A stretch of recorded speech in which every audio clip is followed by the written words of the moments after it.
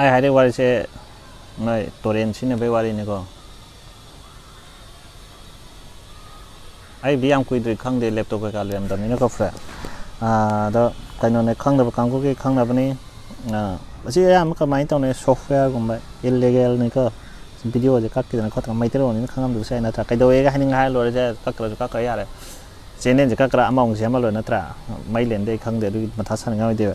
ado thaina ai wari me am taro ga akhang ba noi khang mani khang da ba ni si video je pongam sang ba ya minute tra sang ba ya khang de ya le ado friend ko noi ai daily log te kan de video download to bu khang ba koi ma na ba ma ta ba du ma tam na ma boost kai sine ko boost to sine de cinema je kha download to kan da dum cinema yeng ba ho ba ya ra ba ni hoi uTorrent da BitTorrent da le ai kai thone ai uTorrent sine download to ge de ko any pot sai download to ge de da kai đâu ba và đúng mà tầm này speed thì am tập bên internet cái đó 30 kbps का speed line này có 30 kbps का speed से लाए बता है internet 2008 mamang ai 2000 cái nó bốc ta đúng mà tầm này cinema chứ mà cái CD này là DVD nó là pen drive thế này pen drive bốc ta ai nó khang ngô ham pen drive sẽ 1GB cái đi ai ham pen drive u je 512 cái MB cái pen drive là cái nó mình 1GB cái chứ nó bay nè cái chứ chúng ta 4GB cái chứ quy rồi nè cái chứ mấy em lại pen drive bớt xin là cái nào uTorrent download tàu về vào này đó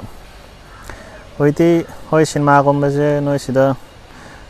on demand Netflix adu da YouTube chu lare Netflix lare to pa mayam Jio cinema adu da na mayam le ko Amazon Prime adu da na ko cloud to le me da adu na ta bi da khoi download to ge chum na ko gi Polo Colio abra ko gi kano The Alchemist ni ibdo ma masagi book se ma torrent ko peer to peer na torrent oin abo to eba peer to peer ko abo to ida kai shna the ada kai no su to e na to pa mayam su le download to do mi de download to do le lai dong mi na dum lai dong le re na ko like to phau jo gi jon pa ja gi no na mayam author mayam su masagi like se adum torrent phangan le ba ko torrent extra lam mayam da no ta ko theng ko bypass to India da su ya de do ka se VPN sin abion VPN ba ko opera sin ro ya re opera sin dia ho proxy na mayam su le ko ada number 1 hoi no download su to ro ge su ai ba sin ma yeng ge file adu da na ko aro ai har te wari sin no akhang ma kang de dong khang ko khang da ba kang ni akhang ma kang no su mayam o jai to se uTorrent na se na ko mayam ma adum lai bane bisra khang na kene torrent na adum noi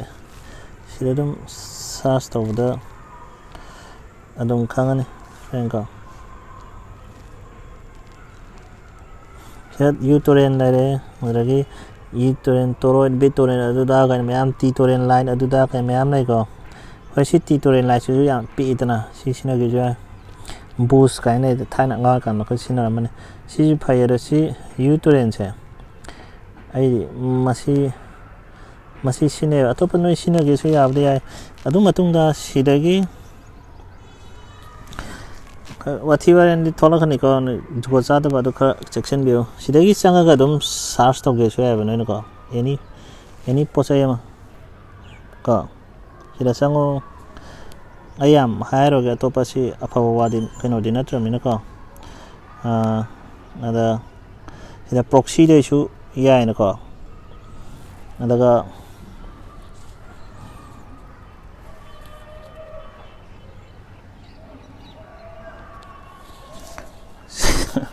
yare yang ngang rồi kìa si cái nó rồi nhá có khôi atau file mayam le ko koi keno da hap to peer to peer na hai na ko koi ado sidar masing yam yawa pote lo do ni sidar yam gai speed thui na ko download to adum 5 ka dum yawi da ai speed cinema ro amoy ro ko do ya re wari jelo chala ge khang ba khang da kana hang no YouTube yeng ya wari yam ngang dre bai ko re ya re lo chala ge